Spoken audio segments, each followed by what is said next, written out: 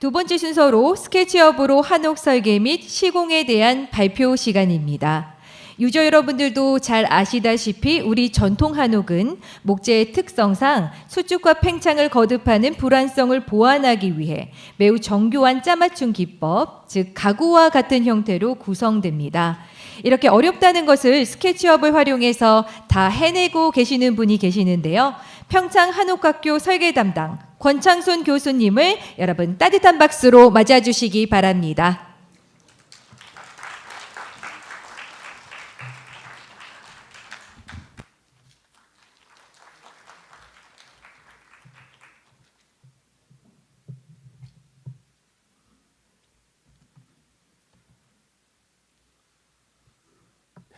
여러분 안녕하세요.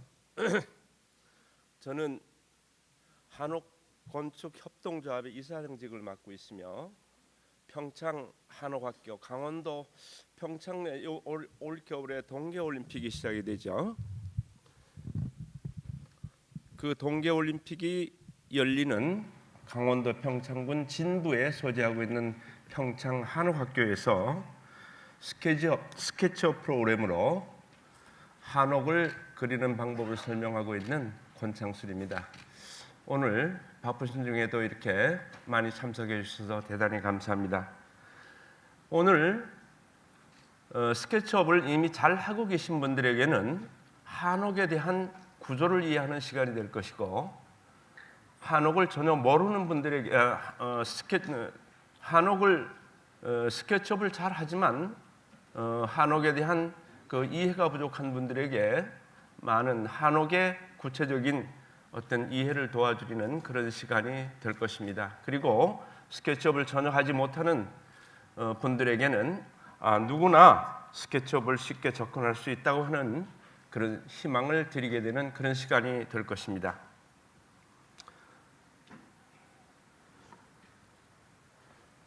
이 화면 조정 잘 된 겁니까? 그럼 지금부터 제 강의를 시작하겠습니다. 제한된 시간 속에 스케치업을 마스터시키는 것은 대단히 어렵습니다. 더욱이나 그 기간 동안에 실기를 공부해야 되는 그런 막중한 수업 시간이 있는데도 불구하고 설계를 하지 않으면 한옥을 이해할 수 없기 때문에 짧은 시간, 제한된 시간 속에 스케치업을 가르치려면 결국은 오프라인에서만 가르치는 것 가지고는 충족시킬 수 없습니다. 그래서 오프라인에서 자습할 수 있는 길을 열어주기 위해서 제가 포털 사이트 다음에 스케치업으로 한옥 설계를 하는 그 카페를 개설을 하고, 거기에서 자습할 수 있는 본인이 학과 시간 외에 숙소에 들어가서 자습할 수 있는 기회를 주기 위해서 카페를 개설하게 되었습니다. 이후에 그 카페를 완전히 공개해서 누구라도 들어오셔서 스케치업을 쉽게 접할 수 있는 길을 열었습니다. 거기에 동영상으로 제가 강의한 것이 약 한 150강 정도 올라가 있는데 제 강의가 유튜브에도 나가 있습니다. 물론 거기가 강의된 내용들은 여러분들이 스케치업을 좀 잘 하시는 분들이 보게 되면 상당히 수준이 낮습니다. 제가 스케치업을 이해하고 공부하기 시작한 6개월 만에 그 카페를 만들고 동영상을 150강을 만들어서 욕심을 부리고 올려놨던 그 카페이기 때문입니다. 물론 잘 하시는 분들에게는 가치가 없을지 모르겠지만은 완전히 스케치업을 모르시는 분들에게는 대단히 유용한 자료가 될 것이라고 생각됩니다. 우선 한옥을 이해를 하시고 넘어가야 돼요.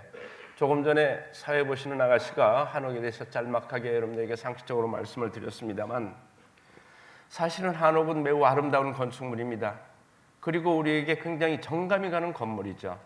왜 그러냐면 우리 조상들의 정서가 담겨 있기 때문입니다. 한옥은 우리 민족의 정서가 담겨 있어요. 그렇기 때문에 그 모습만 아름다운 것이 아니라 그 한옥을 보게 되면 마음이 굉장히 푸근해지고 정다움을 느끼는 것입니다.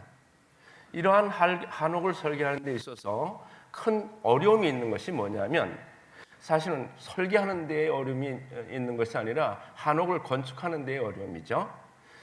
그와 같이 목조가 주는 그런 따뜻한 그런 느낌이 있지만은 이 목조는 더구나 일반 구조주택과 달리 한옥은 나무의 부피들이 큰 것들을 쓰기 때문에 나무가 가지고 있는 장점인 모든 내부에 있는 그런 그 환경을 굉장히 습도를 조절해주고 온도를 조절해주고 하는 그런 좋은 기능을 가지고 있지만 그러한 결국은 자정작용을 함으로 말미암아 목재에는 변형이 오게 되어 있습니다. 변형은 수축과 팽창을 거듭함으로 말미암아 뒤틀림 현상까지 옵니다. 이러한 목재의 여러 가지 문제가 있는 점을, 즉 말하자면 목재의 그 단점을, 결점을 어떻게 건축물을 했을 때 그러한 결점이 보완될 수 있느냐, 우리 조상들은 많은 고심을 했을 것입니다. 그래서 만들어진 것이 바로 모든 부분을 가구로 만들어서 가구짜기를 했던 것입니다. 그래서 이러한 설계를 하기 위해서는 결국은 모든 부분이 실제로 그 부재가 하나하나 조립되는 그 모양 그대로 현장에서 건축을 하는 그대로 설계를 다 재현하는 것입니다. 그래서 오늘 여러분들은 앞서서 강의됐던 그 내용보다는 더 수준이 상당히 낮은 강의지만은 한옥에 여러분들은 겉모습만 보셨는데 오늘 한옥이 가지고 있는 모든 구조의 속모습, 뼈대를 여러분들이 보실 수 있는 기회가 될 것입니다. 우선 기본적으로 이 스케치업으로 한옥을 설계하는 내용을 설명드리기 전에 여러분들이 한옥에 대해서 조금은 이해를 하시고 넘어가야 될 것 같아서 한옥에 대한 분류를 두 가지 방법에서 설명을 드리겠습니다. 우선은 지붕 형태로 분류를 할 수 있는데 우리가 흔히 볼 수 있는 그 지붕은 두 가지입니다. 그런데 오늘 여기 세 가지를 가지고 나온 것은 여러분들의 이해를 좀 더 도와드리기 위해서 세 가지 형태를 가지고 나왔습니다. 첫 번째 여러분들이 흔히 볼 수 있는 지붕 형태는 맞배 지붕입니다. 맞배 지붕은 바로 지붕이 두 면으로 형성되어 있는 이러한 구조예요. 거기에 비하면 조금 화려하고 아름다운 현수곡선이 처마를 이루고 있는 그런 집이 팔짝 지붕입니다. 이 팔짝 지붕을 보실 것 같으면 바로 이 레이저는 안 나옵니까? 레이저가 잘 안 나오네요. 바로 처마선이 아름다운 안곡과 안허리곡으로 구성이 되어 있어서 이 현수곡선이 바로 우리 한옥의 백미인 것입니다. 그런가 하면 우진각 지붕이라고 하는 구조가 있는데 이 우진각 지붕은 용마루에서 추녀마루가 같이 이렇게 꼭지점에서 만나는 건물입니다. 일반적으로는 우리가 이 건물을 건축을 잘 하지 않습니다. 왜냐하면 추녀가 대단히 아주 거대한 그런 재료가 필요하기 때문에 우진각을 사용하지 않고 또한 아름다움도 합각이 있는 팔짝 지붕보다가 못하기 때문에 주로 이런 우진각을 질 경우에는 팔짝 지붕을 선호하게 되어 있습니다. 우진각은 우리나라의 대표적인 건물로 본다면 우선 광화문이 있습니다. 그 다음에 남대문, 숭례문이 있죠. 숭례문, 그 다음에 대한문, 그 다음에 홍화문, 이와 같이 주로 사람이 사는 어떤 그 실내 공간을 이용하는 그런 건물보다는 문 위에 이러한 건축 기법, 지붕 형태를 건축했던 것입니다. 지붕 형태로는 그렇게 구분이 되는데 구성과 구조로 또 구분이 됩니다. 구성과 구조로 본다면 우선 민돌이 집이 있는데 민돌이 집은 이 그림과 같이 어디를 보셔야 되냐면 지금 이 레이저가 나오네요. 여기 보면 밑에 장여가 있고 위에 도리가 있습니다. 이 장여는 도리를 받쳐주는 것인데 이 도리는 바로 석가래를 받쳐주는 부재예요. 이 석가래 밑으로 받쳐주는 장여와 이 도리 두 개의 부재로 구성되어 있는 집이 민돌이 집입니다. 그런가 하면 거기에 밑에 보시면 창방이라고 하는 부재가 하나 더 들어가고 위에 보면 도리가 있고 장여가 있는데 그 밑에 창방이라고 하는 부재가 더 들어가고 그리고 소로와 그 다음에 주두가 받쳐지는 화려한 구조로 되어 있습니다. 물론 이 건축비는 더 들어가겠죠. 그리고 지붕 높이는 조금 더 높아집니다. 여기에서 입공의 이익공 구조를 하나를 더 설명을 드리는데, 사실은 이익공 구조는 일반 건축에서 일반 그 가옥에서는 사용하지 않는 구조입니다. 뭐 절집이나 또는 제실과 같은 특수한 용도에서 조금 더 화려하게 만드는 그런 구조입니다. 역시 입공이나 이익공은 같은 입공 구조라고 말합니다. 다음은 이제 포집 계열인데, 이 포집들은 주로 절집의 대웅전이나 궁궐같이 이렇게 웅장하고 화려한 그런, 그다음에 지붕을 아주 높이 해야 되는 그런 건축물에 들어가는 그런 건축물입니다. 조금 전에 개요에서 말씀드린 대로 한옥의 주재료는 목재입니다. 그렇기 때문에 목재는 이와 같은 자세한 설명은 생략하겠습니다. 목재의 수축과 팽창을 거듭하는 이런 자정작용에서 결국은 뒤틀림이나 틈이 갈라지는, 그 다음에 휘는 이런 현상들을 보완하기 위해서 짜맞춤 기법으로 하는데, 짜맞춤 기법에 보면 이쪽 편에 여러분들 보시면 여기 장여고 위에가 돌인데, 장여에 바들장과 어플장, 그리고 도리에도 바들장과 어플장. 여기서 한옥에는 전문 용어들이 많이 나오는데 오늘 전문 용어를 제가 사용하지 않을 수가 없습니다. 이해하시고, 그리고 또 배우실 수 있는 기회도 되니까요. 위에 있는 이 동그란 이 도리를 굴도리라고 합니다. 동그랗다고 해서 굴도리라고 그러고, 이 도리를 사각형의 도리로도 사용하는데 그걸 가리켜서 납도리라고 합니다. 우리말이지만은 조상들이 써내려왔던 전문 용어이기 때문에 생소하실 것입니다. 그리고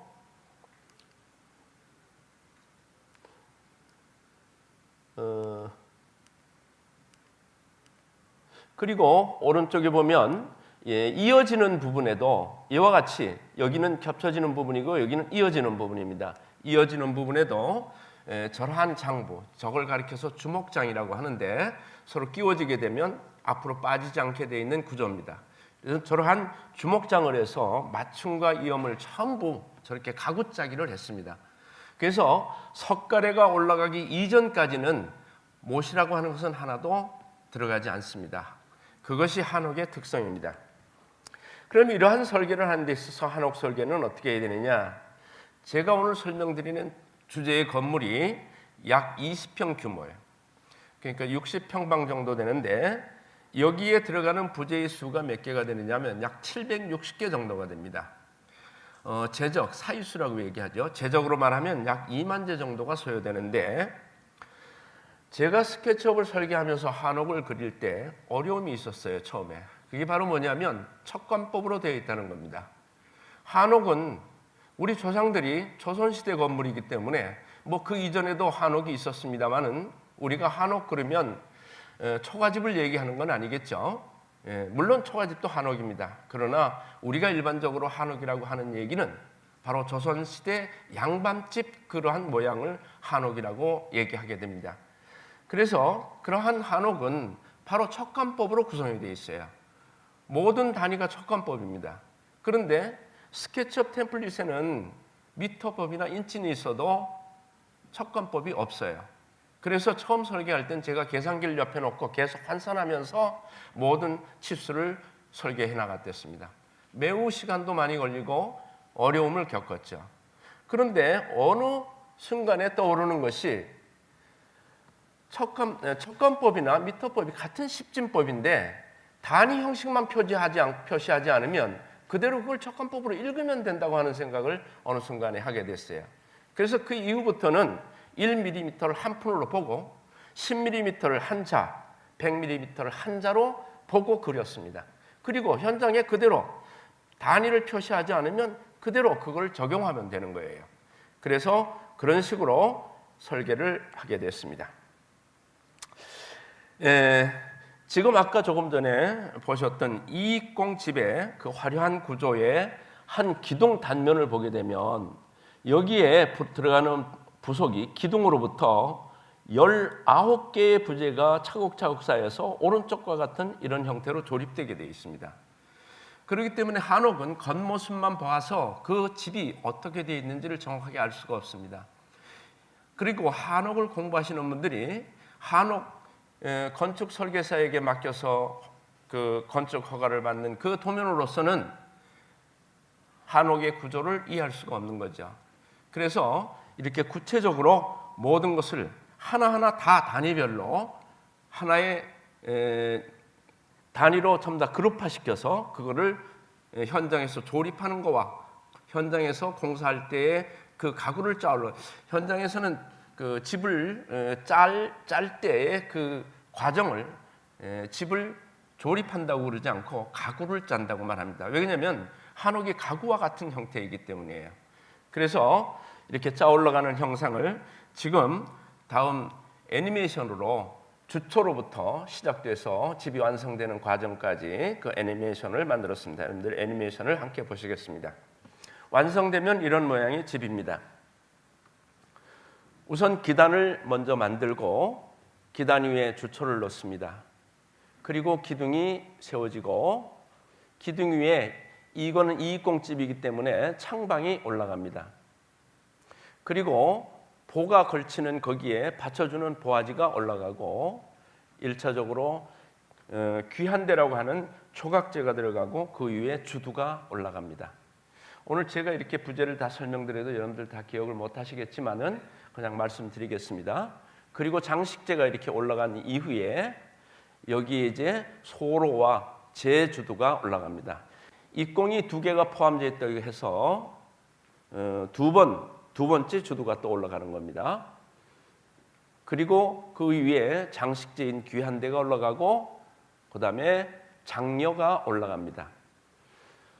장려가 올라간 이후에는 이제 지붕재의 모든 무게와 중력을 받쳐주는 대보가 걸쳐지게 되어 있고 측면 칸으로 측량이 걸려지게 되어 있습니다. 그 이후에 이제 도리가 올라가게 되면 이제는 오량 구조를 짜기 위해서 동자주가 올라가게 되어 있습니다. 이 동자주가 올라가면 동자주에 오량포를 받쳐줄 보아지가 걸려지고 그리고 그 위에 장여가 걸쳐지게 되어 있습니다. 이 장여가 짜진 위에는 오량포가 걸리고 오량포 위에 도리가 걸리게 되어 있습니다. 그리고는 이제 종도리를 여러분들이 이제 집을 완성하게 되면 상랑식을 하죠. 이 상랑이 올라갑니다. 상랑을 올리기 위해서 대공이 받쳐주고 대공 위에 장여 그리고 종도리가 올라가게 되어 있습니다. 아까 추녀가 걸어졌는데 이 집은 팔짝 지붕이기 때문에 45도 방향으로 추녀가 걸려지고 그 다음에 거기에 평고대가 걸리는데 이 평고대는 바로 아까 말씀드린 현수곡선으로서 매우 아름다운 집의 처마 모양을 이루게 되어 있는 것입니다. 이제 첫가래가 다 걸리면 마지막으로 이거는 우진각 지붕이 아니기 때문에 이 합각이 형성이 됩니다. 이 합각이 형성되게 되면 그 다음에는 이제 여기에 처마를 더 길게 하기 위해서 부연을 걸기 위해서 추녀를 더 이어대는 것을 사례라고 하는데 사례가 걸리고 거기에 이맥이 평고돼 그냥 이 집은 부연이 붙는 집이기 때문에 초맥이 이맥이 평고대가 있습니다.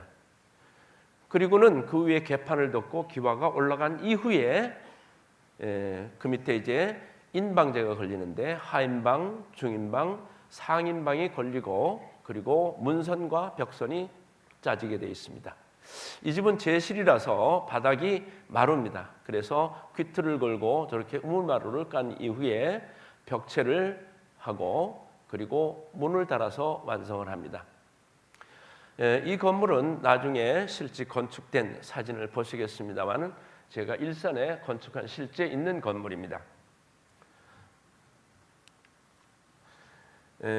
다음 아까 말씀드린 굴도리가 있는데 굴도리는 동그란 형상의 석가래를 받쳐주는 부재를 굴도리라고 합니다. 사각으로 된 것을 납도리라고 아까 말씀을 드렸죠. 그 굴도리가 서로 짜맞춤을 하는 그 자리를 가리켜서 왕치라고 말을 하는데 그 왕치는 어떻게 생겼냐면 바로 아까 그림을 잠깐 보셨지만은 이와 같은 형태로 되어 있습니다.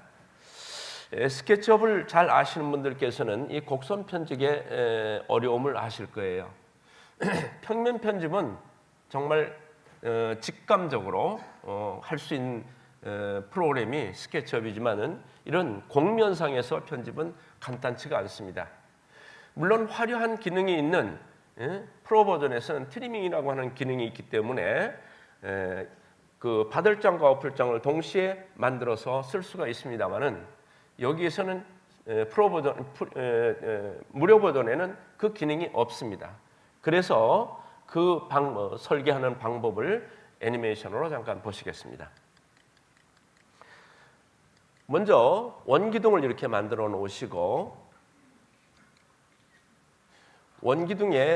원기둥보다가 좀 더 큰 사각기둥을 씌우기 위해서 중심에서 Z축과 Y축의 안내선을 그리고 원보다 큰 사각의 형태를 안내선으로 먼저 그려줍니다.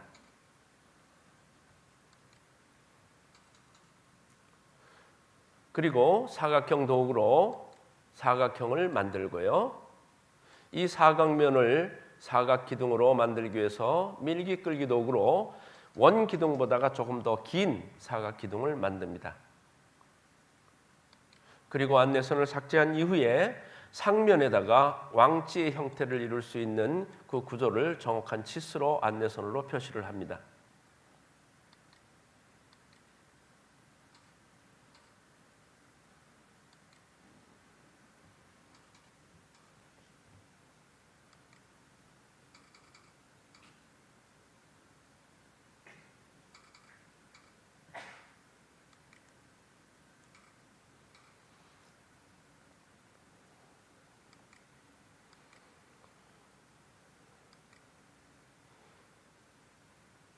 여기 강의를 하기 위해서 제가 특별히 동영상을 만드는데 만들다가 조금 실수한 부분이 있는데 몇 번 거듭하다가 나중에는 그냥 조금 실수한 것도 그냥 가지고 나왔습니다. 이해하시고 보시기 바랍니다.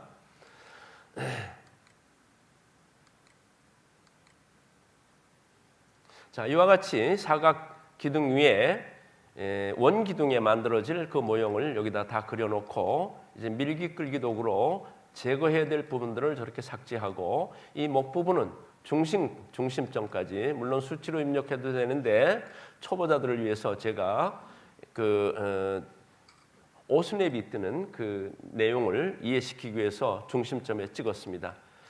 이제 이 안에 있는 원기둥을 그룹에서 해제를 하고 그리고 전체를 면 교차를 시켜서 내부까지 사각기둥에서 만들어진 모든 내용이 저 원기둥과 함께 한 몸이 되도록 면 교차를 시켜줬습니다.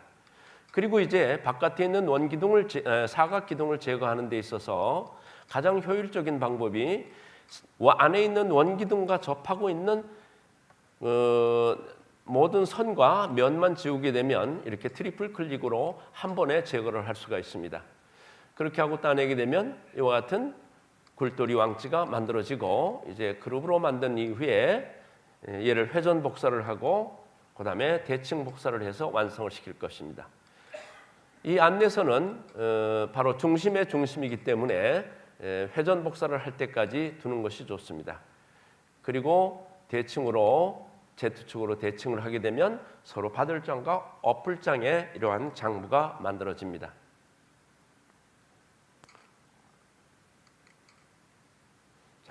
이와 같이 굴돌이 왕지가 완성이 되었습니다.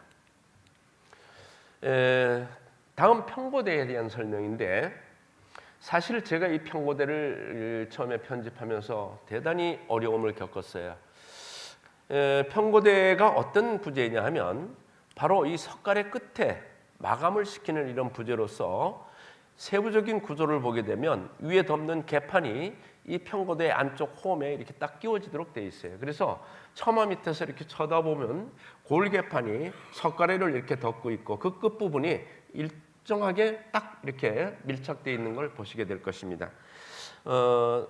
상당히 그 중요한 부재로서 여기에 그 팔짝 지붕, 아까 조금 전에 본 예는 맞배 지붕이고 지금 현재 보시는 건 팔짝 지붕인데 바로 이 석가래의 끝부분에서 여기서는 지금 그림상 잘 안 보입니다만 한치 즉 30mm 안쪽에 그리고 이 추녀에서도 그 끝부분이 이 꼭지점이 30mm 안쪽에 위치하게 되어 있습니다. 그리고 여기는 아직은 동영상이 나오면 안 되는데 여기에는 바로 이런 곡선이 형성되는데 이 곡선은 단순한 곡선이 아니라 밑으로도 휘었고 안으로도 휘어 있어요. 그래서 저 곡선을 찾아내는 게 어려운 게 뭐냐면 요 평고대의 앞부분을 조금 보시면 뒤에 보시면 평고대의 요 밑면이 석가래의 경사와 일치해야 됩니다. 그러면 아까 이거는 맛뱃집이니까 저 단순 구조죠. 그러니 이건 설계하기가 아주 간단해요. 그러나 이 팔짝 지붕에서는 바로 이 현수곡선이 있기 때문에 그것을 충족시키면서도 이쪽에서는 이제 평으로 나가야 됩니다. 직선으로. 그러면서도 이 석가래의 면과 이 평고대의 바닥이 일치하는 그런 면을 구해내야 돼요. 그 방법에 대해서 애니메이션으로 보시겠습니다. 우선 아까 말씀드린 대로 석가래에서 한치 안쪽에 안내선을 하나 그려줍니다. 그리고 그 안내선과 평행한 안내선을 하나 얻어서 석가래의 한치 안쪽에 평행한 선 2개를 만들어줍니다. 그리고 이제 라인 도구로 도구를 만드는데 이 도구는 사용하고 버릴 것입니다.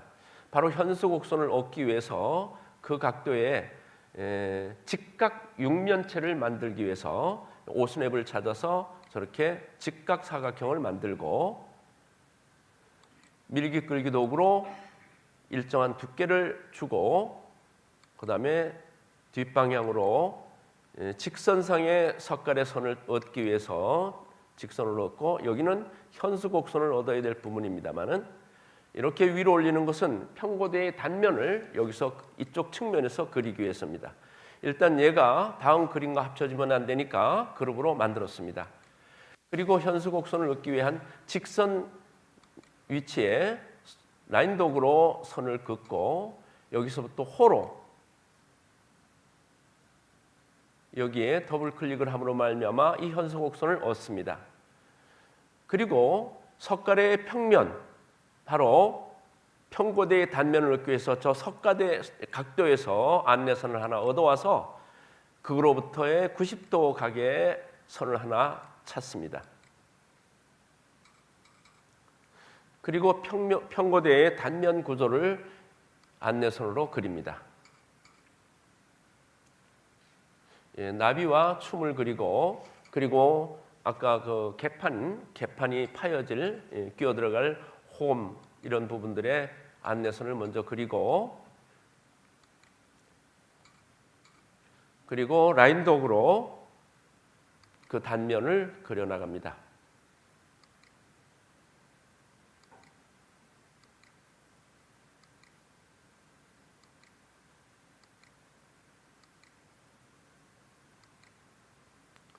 자, 이렇게 되면 이제 아까 만들었던 모형인 사각은 그 사명을 다했기 때문에 이제 지웁니다.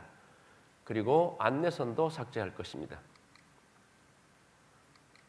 그리고는 저 직선과 곡선을 선택한 후에 따라가기를 해서 평고대를 완성을 시킵니다.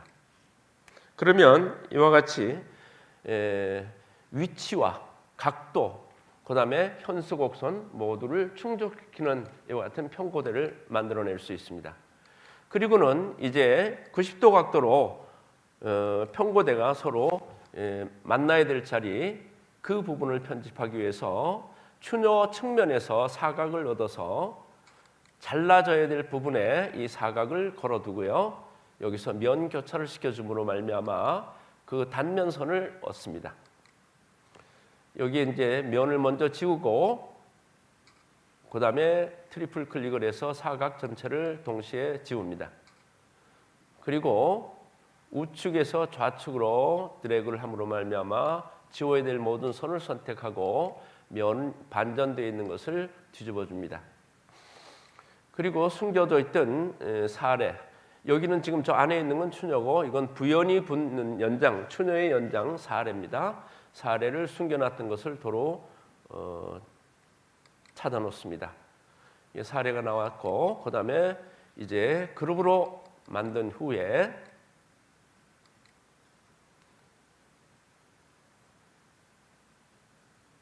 측면 칸 90도로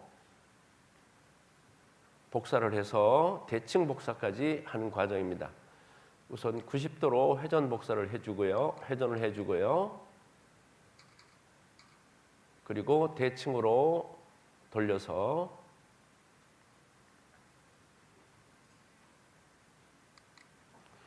그리고 이제 포인트를 잡고 정확하게 꼭지점에 일치시켜주면 이와 같이 평고대가 완성이 됩니다.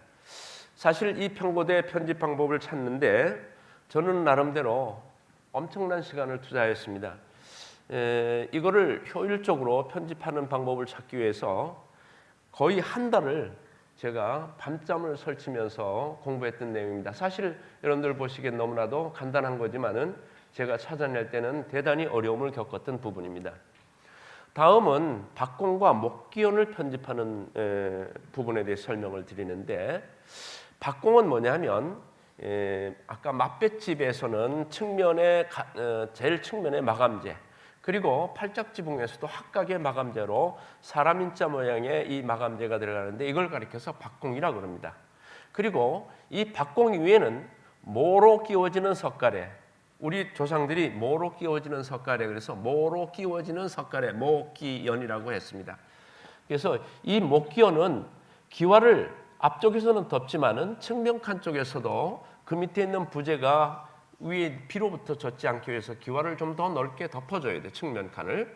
그래서 그거를 해결하기 위해서 바로 박공 옆에 이렇게 박공 홈을 따서 목기연을, 목을 거기다가 이렇게 걸어주는 그런 부재들입니다.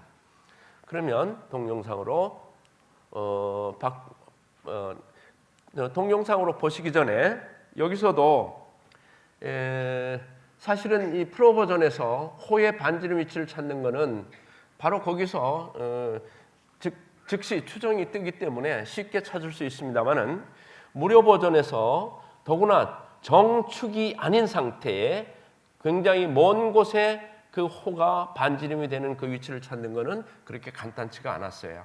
그래서 제가 그 방법을 찾은 건데, 바로 뭐냐면 호의 끝과 끝을 직선으로 이어주고 그 중심거리에서 90도가 되는 선을 얻습니다.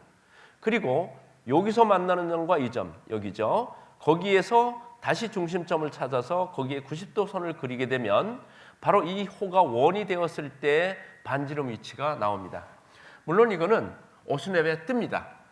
그 무료 버전도 작은 호에서는 오스냅을 쉽게 찾을 수 있어요. 그러나 이렇게 먼 거리, 더구나 지금 이 축이 정축이 아니지 않습니까? 정축인 상태에서는 그 중심 방향으로 쭉 이렇게 마우스를 가져가게 되면 오스냅을 거의 찾을 수 있는데, 사실은 이 축도 들어있고 굉장히 먼 거리이기 때문에 그 축을 오스냅에서 찾기가 대단히 어려웠기 때문에 저와 같은 방법을 사용했습니다. 동영상으로 한번 보시겠습니다. 여기서 지금 이 부분은 미리 그려놨습니다. 그 부분에 대한 설명을 제가 드렸기 때문에 여기서 생략하고요.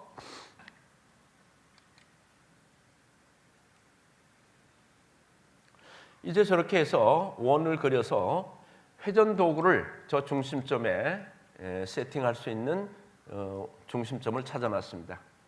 저기 중심점에서 안내선을 호의 끝 부분까지 연결시키는 안내선을 하나 만들고요.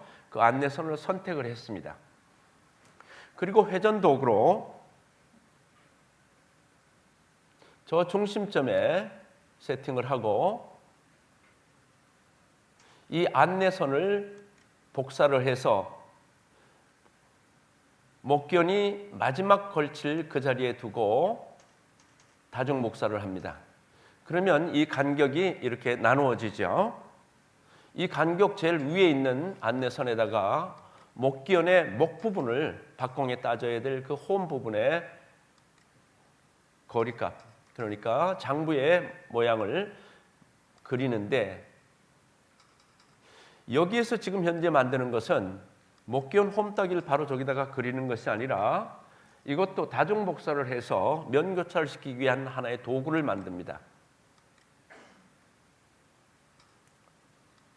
이거는 하나의 모형이에요. 얘를 이제 다중복사를 해서 이제 면교차를 시킬 것인데 이 모형을 나중에 한 번 선택으로 삭제를 하기 위해서 이중 그룹으로 만듭니다.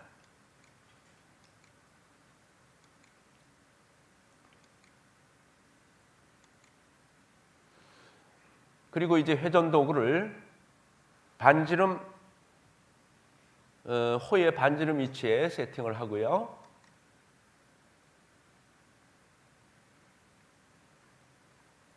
그리고 중심선으로부터 복사를 해서 중심선에 일치시키고 그리고 다중 복사를 합니다.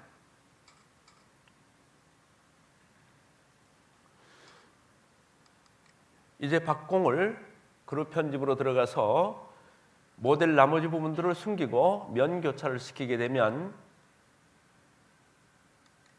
이와 같이 따낼 부분에 대한 단면선이 복사가 됩니다. 그리고 제일 꼭지점 마루 부분이라고 그러죠. 마루 부분에 만들어질 목기연의 목닥이 그 부분에 대한 선을 긋습니다. 90도의 선을 얻어내고요. 그로부터 깊이값을 얻어낸 후에 라인 도구로 그 선들을 연결시켜 줍니다. 그리고 그 부분을 밀기 끌기 도구로 따내고 나머지 부분들은 더블 클릭으로 모두 따냅니다.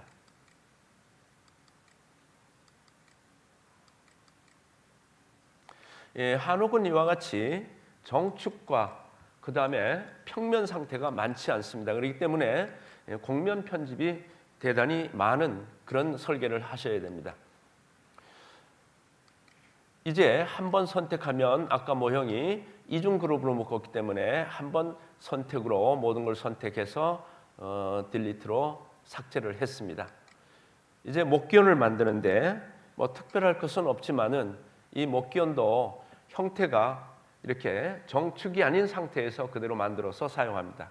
그거는 이제 물론 정축인 상태에서 축을 돌려서 만들 수는 있겠지만은 그렇게 하게 되면 나중에 대칭으로 복사할 때 그 축을 대칭이 되지 않습니다. 물론 다시 축을 바꿔주면 되겠습니다만은 그래서 저는 한옥을 설계할 때 축을 변경시키지 않고 정축 상태에서 계속 그려나갑니다.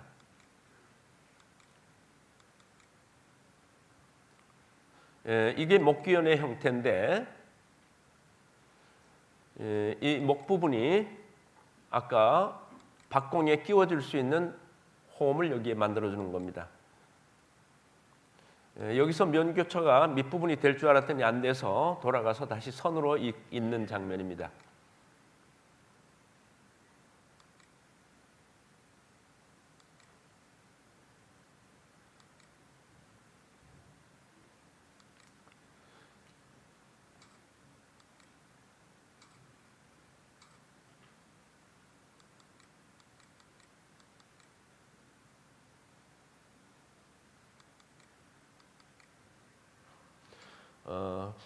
저는 뭐 저런 선이 남아 있어도 큰 문제가 되지는 않고 면이 반전이 돼 있어도 큰 문제가 될 건 없지만은 저는 절대로 평면상의 선을 남겨놓지 않고 또 면이 반전되어 있는 걸 그대로 두지 않습니다. 이 목기연의 모양인데 이제 이게 사선으로 따져서 저쪽 부분은 건물 지붕에 박공으로 보면 안쪽으로 걸리게 되어 있는 부분입니다. 그리고 이 바깥으로 나온 부분은 바깥으로부터 집이 완성됐을 때 이렇게 노출되는 부분이기 때문에 노출되는 그 건축물의 아름다운 모양을 만들기 위해서 그저 단순 사각 구도로 되어 있지 않고 여기에도 곡선과 사선으로 아름답게 마무리를 해놓았습니다. 그 부분에 대한 편집입니다. 여기는 홀을 이용해서 곡선을 만들어주고요.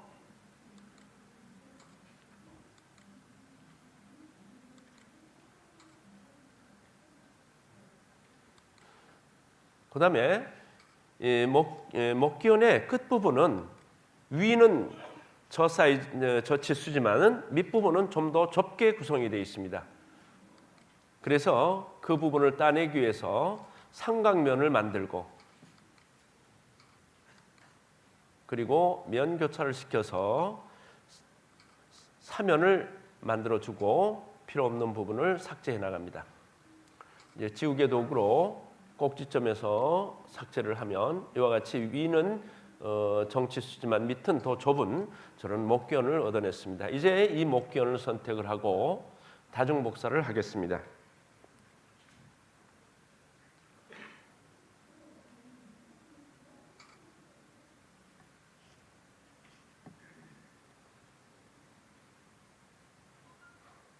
이제 이 포인트로 연결시키는 복사 포인트를 집어서 다음 같은 포인트에다가 복사를 해주고 그 다음에 다중 복사를 합니다.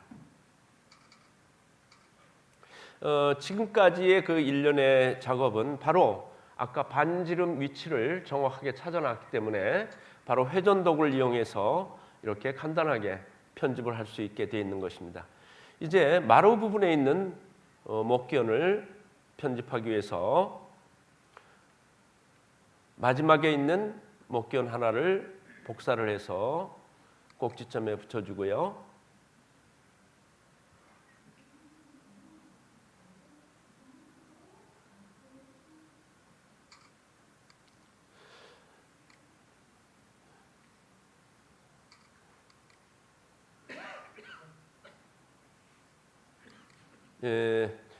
마루 부분에 있는 목기원 하나를 제외하고 나머지는 다시 이중 그룹으로 묶어서 이제 대칭 복사를 할 겁니다.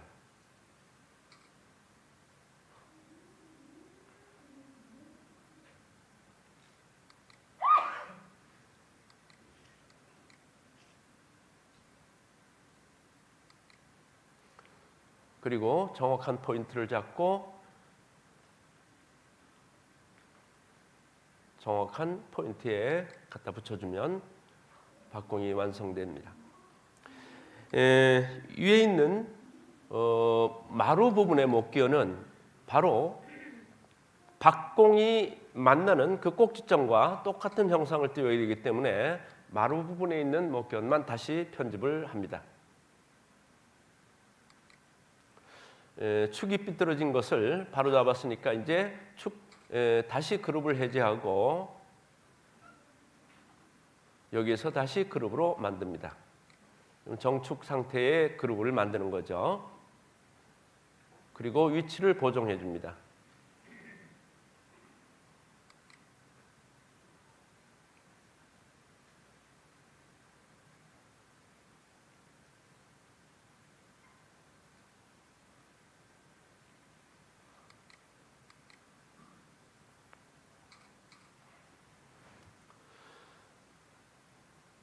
이제 여기서 앞에 지금 목기원의 단면이 직각이 아니기 때문에 마루 부분과 똑같은 이런 형태의 그 편집을 하기 위해서 저 박공에서 그 각도를 얻어서 안내선을 만들고 직각선은 박공과 박공이 만나는 Z축에 안내선을 하나 그려서 양쪽으로 그려줍니다.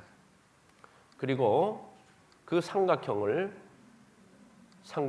먼저 만들고 이 삼각면을 밀기 끌기로 길게 뽑아줍니다.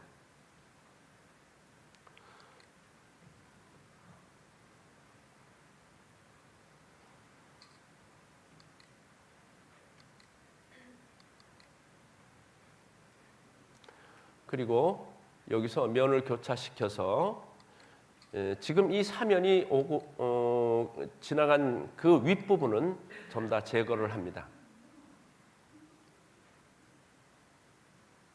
여기서 면 반전을 바로 시키려 했는데 면 반전을 먼저 하고 면 교차를 나중시키면 더 단순합니다만은 면 반전을 먼저 시키지 않고 제가 했기 때문에 혼돈을 하고 잠깐 헤매는 장면입니다. 그리고 여기서도 각도 조절을 잘 해서 선택을 해야 되는데 너무 세워놓고 여기서 딜리트를 했더니 윗면이 사라졌어요. 그래서 컨트롤 Z로 돌아가서 다시 각도를 조절하고 그리고 제거하는 장면입니다.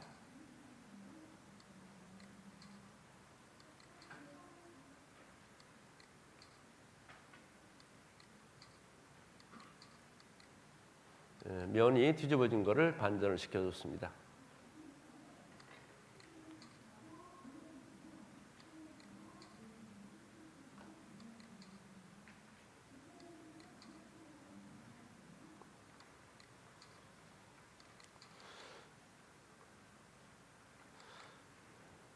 이렇게 되면 이제 목견이 완성이 되고요. 이와 같이 박공이 완성이 됩니다. 그와 같은 과정을 거쳐서 완성된 집이 바로 이 집이에요. 요거는 220 건물입니다. 아까 말씀드린 220 팔짝 지붕. 자, 그러면 다음 제가 그동안에 설계와 시공을 했던 건물 중에서 자료가 남아있는 그런 것들만 제가 찾아서 여기에 기록을 했습니다. 처음에 제가 지금까지 설명드렸던 그 바로 이익공집 그거를 실제로 저 일산에 있는 제실인데 실제로 이렇게 건축한 건물입니다. 그 다음에 두 번째 건물은 이거 면원에 있는 한우 전문점인데 이 집은 아래 위가 약 60평씩 120평 정도 규모입니다. 이 집의 특성은 뭐냐면 아래는 H빔으로 구성이 되어 있는데 그 위에 슬랍을 치고 그 위에 한옥을 올렸습니다. 약 60평에. 그리고 여기에 전부 다 돌로 마감을 했는데 거기에 전부 다 빔을 박아서 이 계자각, 이 난간대를 한옥에서는 계자각이라고 합니다. 계자각이라고 하는 뜻은 바로 닭다리와 같다고 해서 계자각이라고 그러는데 이 계자각을 전부 다 구성시킨 특별한 건물이고 이 건물에서 H빔이 있는데 이 H빔이 하나도 노출되어 있지 않아요. H빔 바깥에 원기둥을 반을 켜서 거기서 정식 한옥 구조로 전부 다 끼워 맞췄기 때문입니다. 그래서 이 건축주가 저보고 특허를 내라고 할 정도로 굉장히 감사했던 건물이에요. 그 건물을 한번 보시겠습니다. 건물이 이렇게 지어지고 다음 그 소술산문입니다. 일산에 있는 제실 앞에 세워진 건물입니다. 그 다음에 맛배집인데 이거는 강원도 진부의 연안 김씨 종가의 제실입니다. 그 다음에 이거는 그 진부에 있는 그 월정사 입구에 한옥마을이 조성되고 있는데 그 한옥마을의 첫 번째 지어진 집입니다. 지금까지도 제가 설계를 하고 있습니다만은 거기에 설계된 집 중에서 첫 번째 지어진 기역자 집입니다. 그리고 육모정자. 오늘 제가 강의 드린 내용들은 전문적으로 스케치업을 하시고 계시는 분들에게는 스케치업 기술로서는 큰 가치가 없을 것입니다. 다만 처음에 말씀드린 대로 한옥 구조에 대한 적으나마 조금 이해가 있으실 것이라고 생각되고요. 스케치업을 전혀 모르시는 분들에게는 나도 스케치업을 할 수 있겠구나 하는 희망을 드릴 수 있는 아주 초보적인 강의였습니다. 사실 앞선 분이 강의를 하시는 내용이 조금 길어졌기 때문에 제가 급한 마음으로 굉장히 단축시키면서 그렇게 강의를 했습니다. 원래 제 강의 시간이 45분까지인데 시간 안에 끝낼 수 있어서 매우 다행입니다. 앞으로 제 강의를 들으신 이후에 더욱 한옥에 대한 애정을 많이 가지시길 바라고 또한 제가 오늘 이 스케치업을 보급하는 회사에 특별한 애정과 감사의 뜻을 전합니다. 왜냐하면 제가 이 스케치업을 공부를 했기 때문에 오늘날 제가 60 이후의 인생, 제 나이가 올해 72입니다. 원래 나이 공개하지 않는 건데 특별히 여러분들만 알고 계세요. 제가 올해 72살인데도 불구하고 현역에서 열심히 일할 수 있었던 것은 제2의 인생을 이렇게 잘 살 수 있었던 것은 바로 이 스케치업 덕분입니다. 아무쪼록 한옥과 스케치업에 대한 특별한 애정이 있으시길 기대하면서 제 강의를 마치겠습니다.